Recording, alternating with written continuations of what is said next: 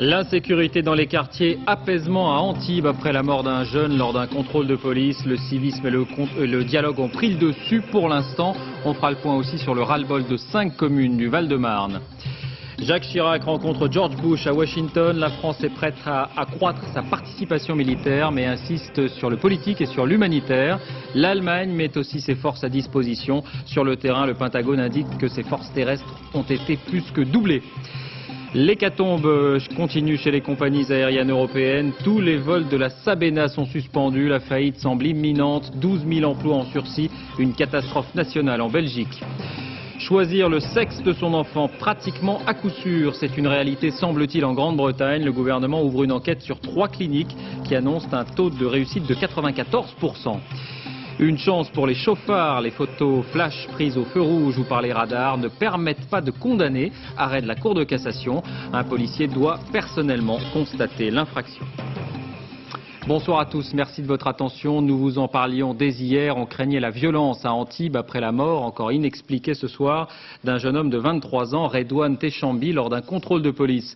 Une manifestation était organisée aujourd'hui, mais la commissaire, comme le premier adjoint à la mairie, ont joué le jeu du dialogue. Les manifestants aussi. Journée tendue donc, mais sans incident pour l'instant. Sur place, Isabelle Quintard et Hervé Pozzo. Les slogans sont durs, hostiles, à la mesure de l'incompréhension des jeunes face à la mort inexpliquée de Redouane Techambi. À 14 h, environ 200 personnes ont manifesté dans les rues d'Antibes. Parmi elles, le père de la victime et de nombreux amis. Voilà, on veut savoir pourquoi. On veut savoir pourquoi il est mort à la cause de... Les réponses elles sont bien belles, oui, ça parle... On n'a pas de réponse, on demande pourquoi il est mort, c'est dû à quoi, et on n'a pas de réponse. Devant l'hôtel de police, un dialogue tente de s'engager entre la commissaire et les manifestants. Mais un dialogue difficile. Après les jets de pierre d'une 50aine de jeunes contre le commissariat hier soir et une mise en garde à vue consécutive, la tension est montée d'un cran. Puis hier, on est dessaisi donc de l'affaire pour faire toute la lumière justement à la fois sur le décès du jeune Techambi, je vous le concède volontiers, Redouane. Alors, mais justement pour faire l'éclaircissement à la fois sur les causes du décès et les circonstances du contrôle. Un peu plus tôt, le cortège s'était rendu devant l'hôtel de ville. Objectif, rencontrer le maire. Le premier adjoint viendra à leur rencontre pour tenter d'apporter quelques éclaircissements. Le maire d'Antibes n'a pas de pouvoir, et c'est très bien ainsi, sur la possibilité d'influencer une enquête. Monsieur, je ne vous demande pas d'influencer sur la justice. Ce que je vous demande, tout simplement, c'est de vous porter garant de la justice. Une justice à pied d'œuvre. Les îlotiers mis en cause ont été entendus hier soir et aujourd'hui par la police judiciaire et une autopsie est prévue mercredi afin de déterminer la cause et les circonstances exactes du décès. Et c'est l'hypothèse d'une crise cardiaque qui est privilégiée ce soir. Toujours dans les Alpes-Maritimes à Nice, 4 personnes ont été placées en garde à vue suite à une opération de police à l'aube dans ce quartier de l'Ariane. Les incidents du week-end de la Toussaint avaient fait 2 blessés légers parmi les forces de l'ordre. 3 de ces 4 personnes sont soupçonnées d'être le conducteur et les passagers d'une voiture qui avait délibérément foncé sur un policier samedi dernier. Dans le Val-de-Marne, maintenant, cette initiative peu commune, 5 maires de droite comme de gauche se sont associés pour demander une audience au ministère de l'Intérieur. Ils dénoncent la montée de l'insécurité et les trop faibles moyens d'y faire face. Pourtant, il ne s'agit pas à proprement parler de villes dites sensibles. Fresnes, La Île-et-Rose, Rungis, Thiais et Chevilly-Larue. C'est là que notre équipe est allée à la rencontre des habitants. Reportage Zindine Boudaoud, Sylvain Doba. La famille Ursulé jette l'éponge, elle déménage, finit Chevilly-Larue. Après 11 années passées ici, la faute à l'insécurité. Beaucoup de locataires disent ne plus avoir le courage de rester. J'ai habité dans le 93, je me suis sauvée parce qu'on a été agressés, ma fille a été agressée, tout ça. Je suis venue sur Chevilly-Larue. On a un maire, il est super pour les jeunes, il fait beaucoup de choses. Et je ne comprends pas qu'ils n'apprécient pas. Voitures volées, incendiées, trafic, incivilité en tout genre, les 6000 habitants de cette cité du Val-de-Marne sont révoltés par le comportement de certains jeunes. Peut-être qu'ils ont envie justement que les riverains viennent les voir, que discutent un peu avec eux. Pour le salon avec leur moto, là, faut voir un petit peu sur une roue. Franchement, ça s'amuse pas le manche, je peux vous dire, entre la rue de Picardie, la rue du Berry, là, c'est... Bon, on est passé un soir, c'est vraiment... Paulette vit dans la cité des Sorbiers depuis 1958. Elle ne reconnaît plus son quartier. Avant, c'était mieux. Les portes n'étaient pas fermées à clé. Mes enfants, moi ici, ils sont arrivés, ils avaient 3 ans et demi et 7 ans. Alors, vous vous rendez compte qu'ils sont levés, ils jouaient, il n'y avait pas d'ennui. Hein. C'était très bien. On vivait sans problème. On ne pensait même pas à ces choses-là, quoi, en fin de compte. Hein. Ben non, bien sûr. Hein. La vie était belle à Chevilly. L'avenir de Chevilly appartient à ses enfants. Tous les jours, à la sortie de l'école, soutien scolaire pour une quarantaine d'élèves du quartier. Ici, dans la maison des associations, le message est simple. Mais là, je les vois, ils sont tout petits, et j'ai pas envie qu'ils soient comme moi, voilà, quoi, qui traînent et qui voient c'est quoi le vice de la rue, quoi. Demain aura lieu une journée de mobilisation contre la violence décrétée par la municipalité. Une occasion peut-être pour les habitants de surmonter leur sentiment d'insécurité. En bref, le 5e et dernier malfaiteur a été identifié dans l'affaire du Plessis-Trévise. Je vous rappelle que 2 policiers appelés pour un simple cambriolage avaient été abattus par les malfaiteurs.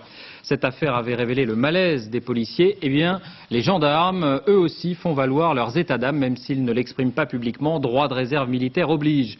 Ils protestent contre des conditions de travail jugées trop dures. 50 à 70 heures par semaine, disent-ils. Des mutations tous les 3 ou 4 ans. Un gendarme en début de carrière est payé 8 400 francs, 14 000 francs en fin de carrière. Stéphane Bretner, Yannick Aroussi, Vincent Ferreira. Les lettres arrivent par dizaines. Toutes expriment le malaise qui grandit chez les gendarmes. Le journal L'Essor, c'est leur seul exutoire. Une règle ici, la confidentialité. Tenus au devoir de réserve, les gendarmes ont à peine le droit aux états d'âme.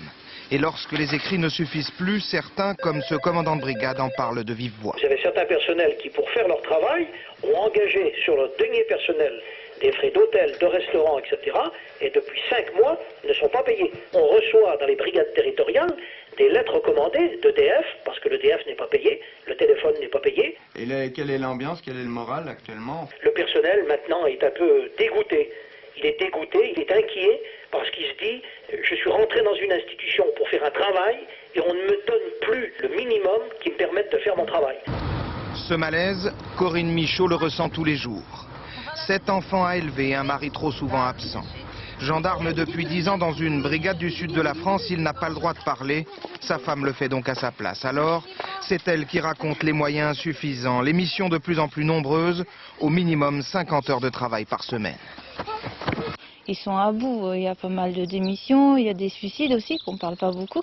Le nombre de divorces qui est en constante augmentation, donc c'est vrai que c'est pas évident. Preuve que le climat se dégrade, des gendarmes anonymes ont créé ce site internet il y a 3 semaines. Un forum clandestin où l'on recense déjà 400 messages sur le même thème, ras-le-bol. En bref, la demande de mise en liberté de Patrick Dils, audience à huis clos aujourd'hui et décision mardi prochain. Le parquet général a demandé le maintien en détention. Patrick Dils, 31 ans, qui clame son innocence, avait été condamné à 25 ans de prison lors de son procès en révision pour le meurtre de 2 enfants. Il a fait appel. Et puis cette première plainte française suite aux attentats du World Trade Center, elle a été déposée par l'épouse et les parents de Thierry Saada, tué le 11 septembre. Voilà qui nous amène à l'opération Liberté immuable et à la participation française. Deuxième visite de Jacques Chirac à Washington depuis les attentats. Au programme, entretien et déjeuner avec George Bush au moment où, en France comme en Europe, le doute grandit sur l'efficacité des bombardements. Sur place à Washington, Thierry Tuillier, Didier Rancoeur. Jacques Chirac est un ami de George W. Bush, c'est le président américain qui le dit lui-même. Oui, la France est solidaire, le chef de l'État a même pour la première fois donné un chiffre. Aujourd'hui, ils sont 2000 militaires français engagés en Afghanistan et dans la région. Mais l'amitié se veut lucide, la France attend plus des États-Unis. L'action militaire est indispensable, mais elle n'est pas la seule. Et les Américains, les Alliés, font un très gros effort pour accélérer la mise en place d'une solution politique en Afghanistan. De même que nous sommes très engagés dans une accélération et une amélioration de l'aide humanitaire. Le président américain acquiesce, mais le ton reste guerrier. Les nations engagées contre le terrorisme doivent nous aider, le temps est à l'action. Jacques Chirac, Tony Blair demain, le président pakistanais bientôt, George W. Bush tente de consolider la coalition antiterroriste à un moment où les doutes sur l'efficacité des opérations militaires se font jour au sein des opinions publiques à l'étranger. À l'étranger seulement, car jamais dans son propre pays, George W. Bush n'a été aussi populaire.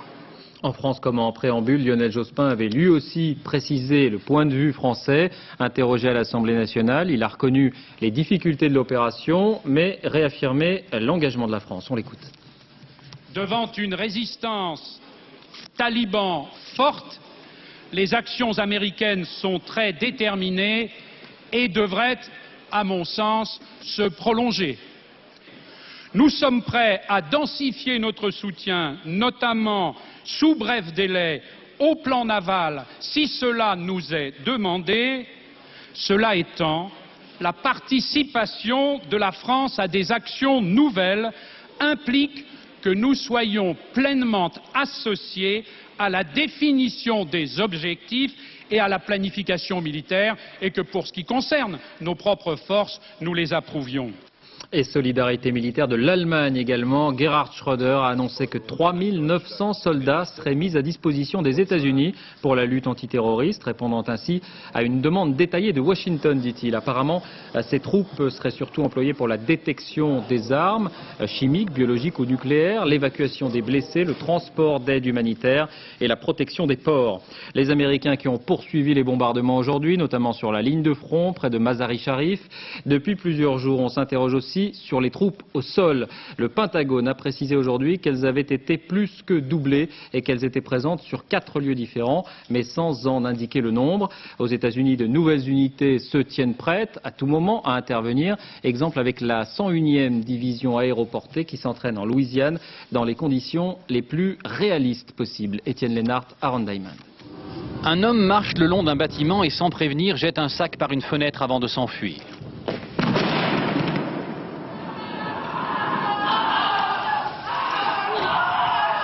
Plus vrai que nature, 2 soldats grièvement blessés sortent en hurlant. Il faut leur porter les premiers secours. Détends-toi, on va te sortir de là. Loin des grottes de l'Afghanistan, bienvenue en Louisiane.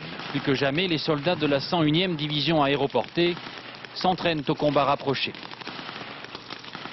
Le site a été conçu pour l'engagement américain au Kosovo, mais faute de temps pour le transformer en un village afghan, c'est dans ce décor-là qu'ils se préparent à la guerre. Nous essayons de rendre l'exercice aussi réaliste et aussi dur que possible. Comme ça, s'ils doivent se battre un jour, ce sera plus facile.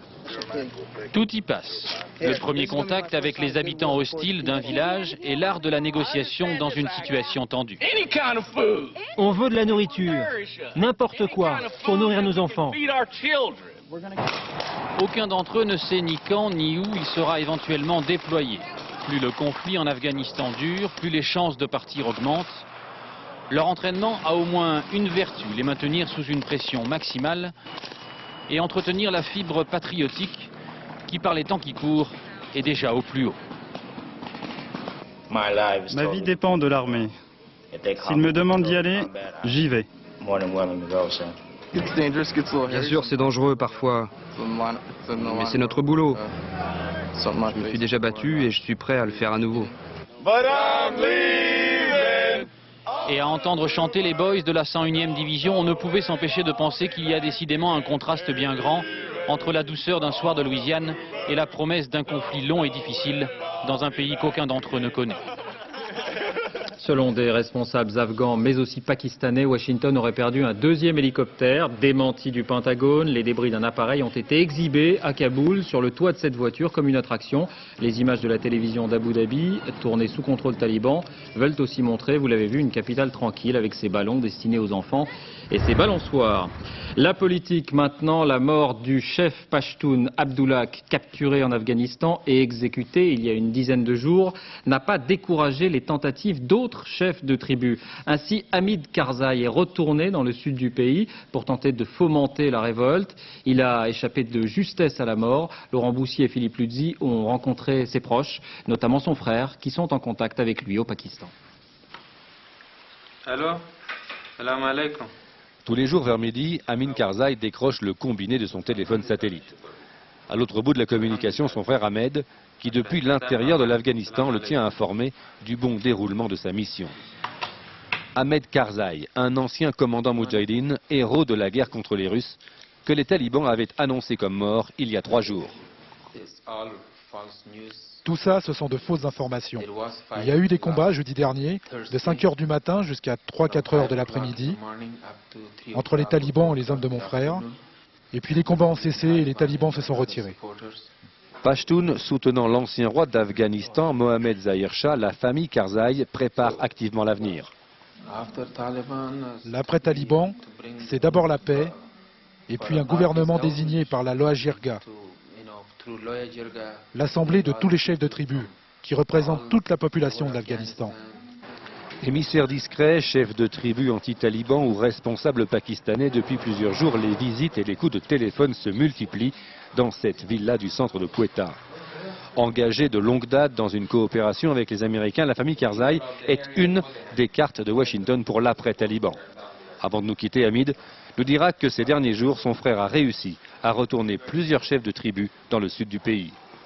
Secrètement ou ouvertement, de plus en plus de personnes, de plus en plus de groupes préparent l'après-taliban. La guerre n'est pas encore finie, mais déjà les appétits de pouvoir s'aiguisent et chacun essaie de prendre l'avantage sur les autres. Un mot de l'épidémie du charbon. Premier courrier contenant le bacille en Russie, au consulat américain d'Ekaterinbourg, dans l'Oural. Aucun cas de contamination n'a été signalé. Le test doit encore être confirmé.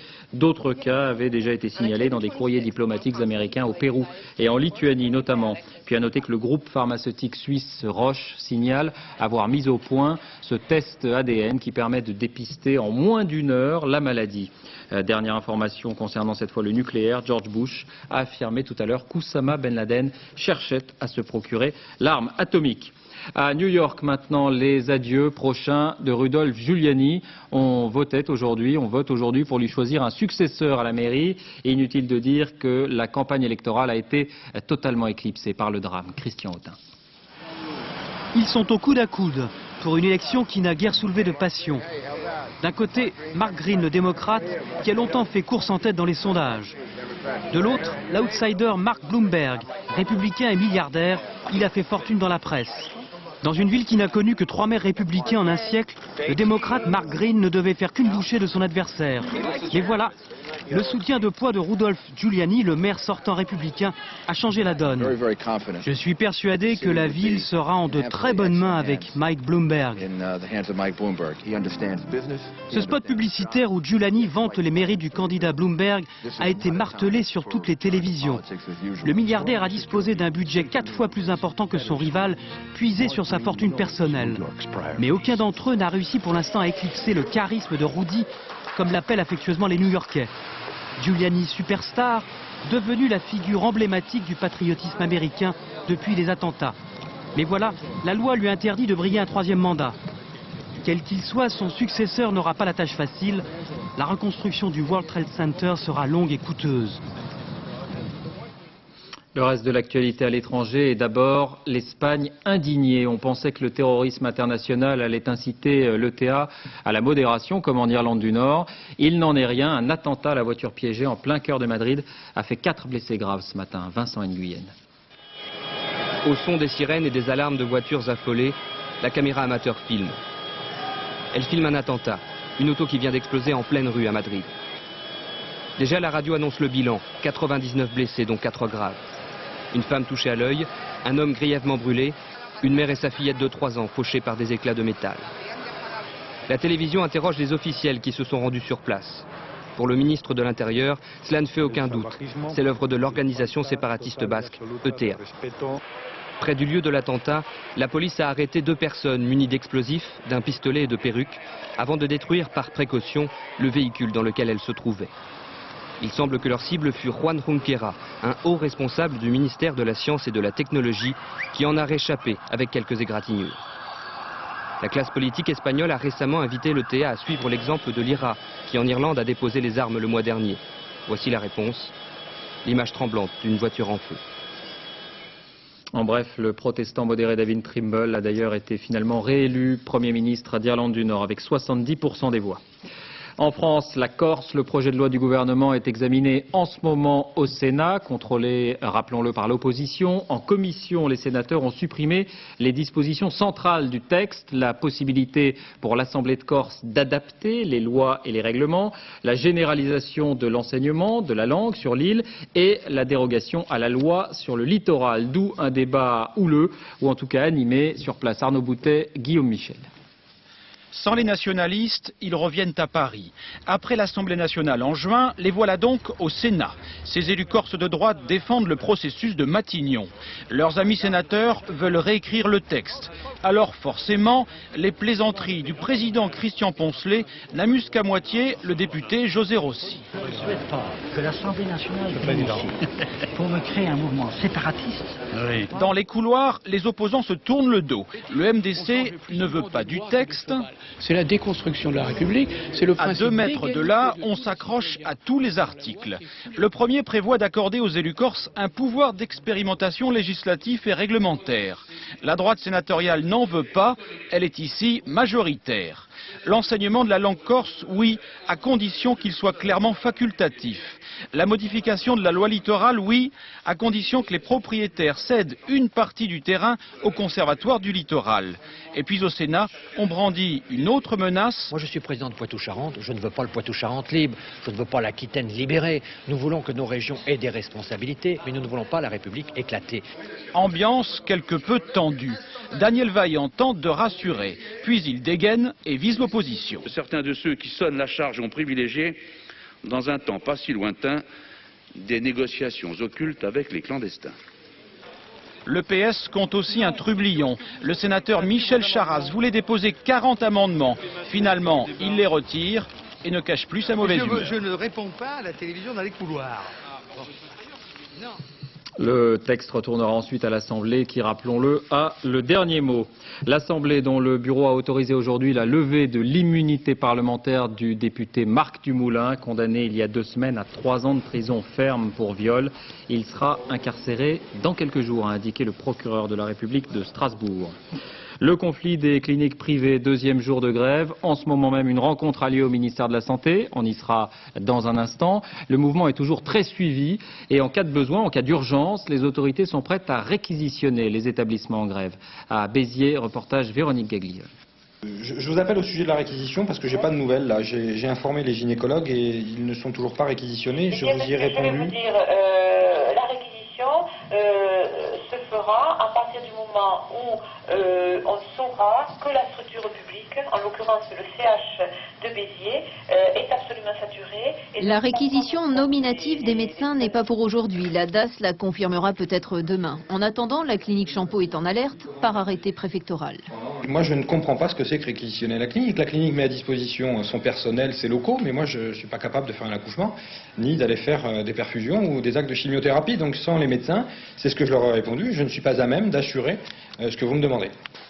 Les services sont déserts, les chambres vides. 10 accouchements ont déjà été renvoyés à l'hôpital. Pourtant, l'obstétricien est là, en grève, mais il y a des limites. La limite, c'est la sécurité des patientes. Pour l'instant, l'hôpital public de Béziers peut absorber les malades courantes, les femmes qui arrivent pour accoucher hors d'un contexte d'urgence absolue. Donc la sécurité est quand même assurée, mais ce type de fonctionnement ne pourra pas durer plus de quelques jours. Être nominativement réquisitionné, ce serait pour les médecins grévistes une première victoire. Tout privés qu'ils sont, ils aimeraient que la santé publique les réclame. Au ministère de la Santé, on retrouve Émilie Lançon. Donc le principe d'une rallonge est acquis depuis plusieurs jours. Reste à connaître le montant. On parlait ce matin d'1 milliard de francs. Est-ce que le gouvernement a confirmé cette somme? Est-ce qu'on se dirige ce soir vers un accord? Alors, Elisabeth Guigou a refusé de confirmer le moindre chiffre ce soir. Elle a expliqué que ce serait l'objet de la négociation à venir. En revanche, la ministre a insisté sur le fait que la somme de 1 milliard de francs dont on parle n'est qu'une rumeur qui fait suite à une réunion qui a eu lieu hier à Matignon.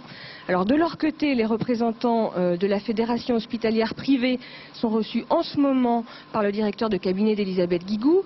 Eux réclament une aide de 6 milliards de francs. D'après eux, cette somme permettrait d'aligner les salaires du privé sur ceux du public. Il faut savoir qu'en moyenne, un infirmier dans le privé gagne 30% de moins qu'un autre qui travaillerait dans le public. Alors, les représentants des cliniques privées ne semblent pas prêts à quitter la table des négociations s'ils n'obtiennent pas gain de cause. En revanche, ils ont d'ores et déjà fait savoir que si le montant des aides tourne en effet autour de 1 milliard de francs, demain, ils appelleront à maintenir la grève. Merci Émilie, vous nous rappelez d'ici la fin de ce journal, si vous disposez de nouvelles informations, bien sûr. En Grande-Bretagne, ce sont 3 cliniques qui sont au centre de l'attention, mais pour une toute autre raison. Profitant d'un vide juridique, elles offrent aux futurs parents la possibilité de choisir le sexe de leur enfant, pratiquement à coup sûr. Le gouvernement hésite, il a ouvert une enquête. Delphine Orviller, Alain Locascio, Michael Barnès. Garçon ou fille, avant la naissance, certains parents veulent à tout prix savoir. D'autres aimeraient carrément pouvoir choisir. Alors il y a bien sûr les recettes de grand-mère, des petits trucs plus ou moins sérieux pour influencer Dame Nature. Pour certains, l'alimentation des mamans y serait pour quelque chose.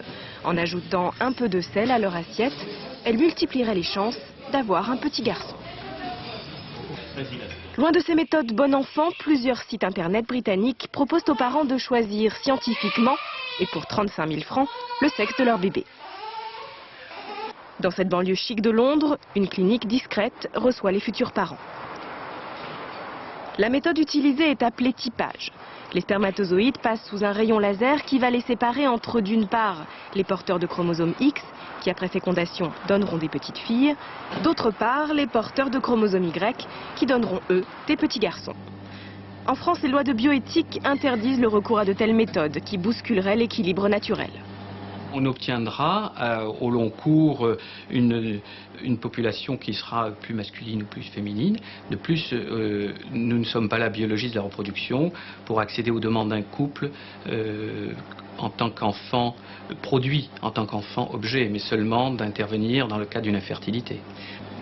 La seule exception à cette règle, c'est le risque de transmission d'une maladie touchant systématiquement l'un des deux sexes. Dans le reste des cas, le hasard fait généralement très bien les choses. Un nouveau président pour la conférence des évêques de France, Monseigneur Jean-Pierre Ricard, 57 ans, qui préside aux destinées du diocèse de Montpellier. Il remplace le cardinal Louis-Marie Billet.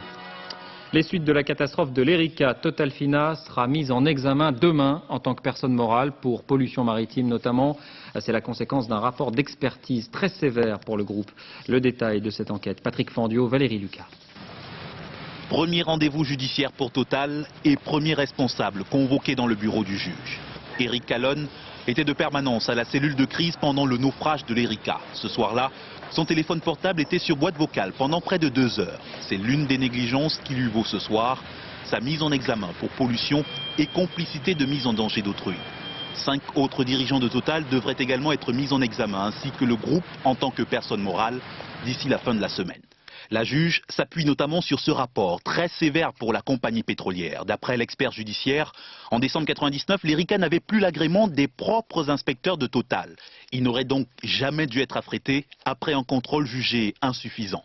Total n'a pas respecté ses procédures internes, insiste le document. Ces critiques, la compagnie les conteste et promet d'y répondre. En attendant, ce sont les victimes de la marée noire qui se frottent les mains. La mise en cause judiciaire de Total pourrait faciliter leurs indemnisations. Le préjudice d'environnement n'est pas remboursé par le FIPOL. Et si Total est mis en examen, si Total est ultérieurement condamné, alors ce préjudice d'agrément, ce préjudice environnemental pourra être réparé par la société Total.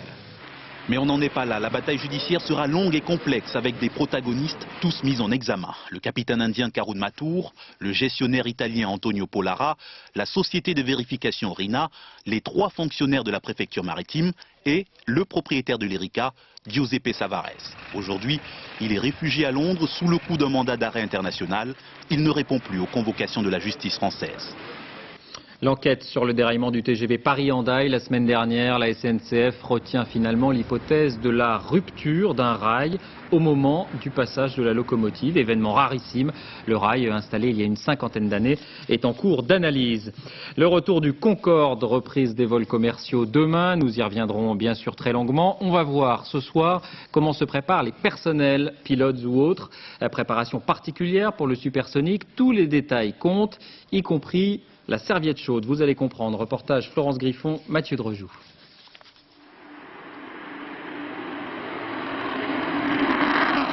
n'avait pas volé depuis 14 mois, l'avion et son copilote. Au moment de l'accident, Philippe Neutre était en passe de travailler sur Concorde. Sa formation était brusquement interrompue et l'a repris en octobre dernier. À gauche, l'instructeur, à droite, le stagiaire. Au centre, un avion très difficile à manœuvrer. Là, on fait du transport avec un avion qui est fantastique, qui a les qualités de vol d'un avion de chasse. On transporte 100 personnes dans un avion de chasse. Alors, c'est génial. Pour avoir cette chance, il faut au minimum 12 ans d'expérience. Faire partie de l'élite ne suffit pas. Pilotes et copilotes ont répété pendant 5 heures chaque manœuvre. Ici aussi, on prépare activement la reprise des vols. Nous sommes au siège d'Air France, dans une maquette du Concorde. Que l'on serve des roses ou du caviar, la présentation doit être impeccable. Chaque mot, chaque geste est critiqué. Madame, puis-je avoir le plaisir de vous offrir une serviette chaude? Oui, avec plaisir. Merci. Hervé, pour la phraséologie, puis-je avoir le plaisir de vous offrir... C'est trop long? Non, c'est beaucoup trop long. Un grand sourire quand tu proposes ta serviette chaude est amplement suffisant. Les gens voient que c'est une serviette chaude ou une chiborie. Madame. Notre clientèle paye très cher les billets d'avion et on ne peut pas se permettre la moindre erreur. Comme lorsque vous allez dans un grand restaurant, dans un grand hôtel, vous avez une prestation, vous avez une qualité de service qui est exemplaire. D'ailleurs, dans la mesure du possible, hôtesses et stewards n'ont pas le droit de dire non aux demandes des passagers.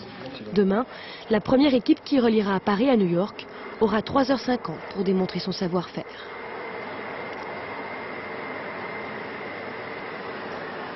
Pour information, l'aller-retour Paris-New York avec serviette chaude est tout de même facturé 8 100 €, un peu plus de 53 000 francs. À propos de transport aérien, après Swissair, la déconfiture de la Sabena, la compagnie nationale belge contrôlée à 51% par l'État et justement à 49% par Swissair, 14 milliards de francs de dettes. Les avions sont restés au sol aujourd'hui. La faillite semble inéluctable. Sur place à Bruxelles, Christian Marimono. Dernier vol pour Sabena. La compagnie belge est en faillite.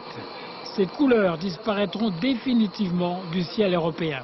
Désarroi d'un passager. C'est rien à vous dire, c'est parce qu'on ne sait rien. Émotion du personnel navigant, une larme écrasée sur le plus grand séisme économique de la Belgique. Au moins 6 000 membres du personnel seront licenciés sur les 12 000. Les pilotes sont écœurés. Partout dans le monde, les représentants des pilotes sont à la table de négociation. Ici en Belgique, il semblerait qu'on veut faire des compagnies d'aviation sans pilote. Et ça, nous ne pouvons pas l'accepter. Sabena disparaît du tableau avec un zéro pointé pour les gestionnaires, un État actionnaire négligent recrutant sans discernement. Et le retrait de l'autre actionnaire Swissair qui a connu de fortes turbulences. Enfin, le coup de grâce avec les attentats du 11 septembre dernier aux États-Unis. La balle est dans le camp du gouvernement qui reçoit actuellement les syndicats. Quant à la concurrence, Virgin, Lufthansa, British Airways, elle attend des opportunités pour récupérer les lignes les plus rentables de Sabena.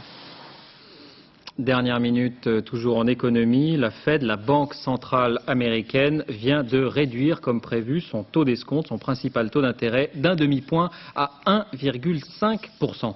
Une grève européenne, celle des dockers, largement suivie aujourd'hui dans de nombreux ports en France, lancée à l'appel de la CGT et de la coordination syndicale européenne contre le projet de directive qui libéralise l'ensemble des services portuaires.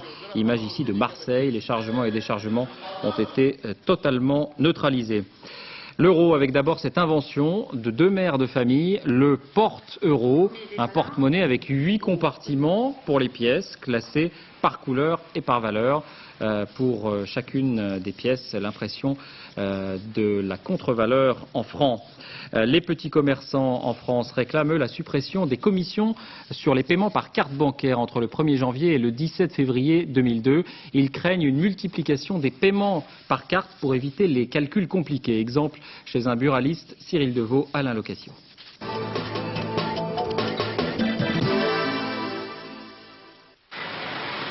Dans son débit de tabac du nord de Paris, Michel Arnaud préfère encaisser de l'argent liquide. Car à chaque paiement d'un client par carte bancaire inférieur à 250 francs, il doit verser 1,50 franc de commission à sa banque, c'est-à-dire jusqu'à 20% de son bénéfice sur une cartouche de cigarette, une carte téléphonique ou un carnet de timbre-poste. En janvier prochain, avec l'arrivée de l'euro, il craint une pénurie de monnaie et une explosion des paiements par carte. pour limiter les frais, il réclame la suppression des commissions bancaires pendant 1 mois ou 2. Il me semble tout à fait normal ou naturel pour une opération comme l'assèchement du franc et l'arrivée de l'euro, que l'on puisse, pour des petits commerces comme les nôtres, des commerces de proximité, suspendre au moins les commissions bancaires sur les premières semaines de l'arrivée de la nouvelle monnaie. Pas de problème, dit le gouvernement, nous allons demander aux banquiers. Pas question, répondent les banquiers, ce serait 70 millions d'euros de manque à gagner.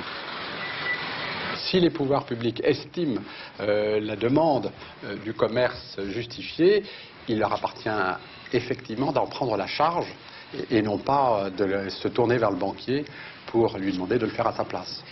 Entre banque et gouvernement, le dialogue est donc bloqué. Ce sont les députés qui pourraient arbitrer en votant à la mi-novembre une suppression temporaire des commissions bancaires sur tous les règlements par carte inférieurs à 30 €.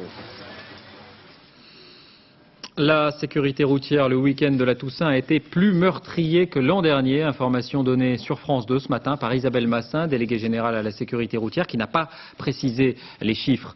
De plus en plus, les autorités cherchent des alternatives, une alternative à la répression. Exemple en Haute-Garonne avec un genre d'expérience qui se généralise, réunir d'anciens chauffards et des accidentés de la route. Reportage à Gaillac-Toulza, Muriel Lassaga, David Bress. Derrière Jean-Louis, en fauteuil roulant depuis 20 ans, des conducteurs verbalisés pour excès de vitesse. Pas des Fangio du volant, non, des messieurs tout le monde de la route. Ils ont eu le choix, payer 600 francs d'amende ou passer 2 heures dans cette clinique. Vous n'avez pas eu d'accident. Et ça, c'est quand même très important. Mais malheureusement, vous allez vous rendre compte qu'il y a beaucoup de personnes qui n'ont pas votre chance. Effectivement. Il y a 3 ans, cet homme s'est endormi au volant de sa voiture. Jean, lui, est tétraplégique après un accident de moto. Un véhicule qui sortait d'une station-service sur ma gauche m'a coupé la route. Malheureusement, j'ai pas pu l'éviter. Victime ou responsable, le combat est le même pour tous. On réapprend à s'habiller. On réapprend à conduire, on réapprend à vivre en fait, quoi. Donc c'est une renaissance et ça se fait pas d'un coup de baguette magique, c'est pas possible. Donc il y a leçon de choses, leçon de vie surtout, et cette fois-ci en direct. À respecter si déjà on n'a pas accepté celle qu'on a perdue. Finalement, vous pensez que c'était utile d'être venu là? Utile, oui, c'est une forme de prise de conscience quand même, de se rendre compte comment on peut devenir. Après 2 heures de bonne conduite, tous ont promis de contrôler leur vitesse, mais pour combien de temps? Ils ont encore toute une vie pour y réfléchir.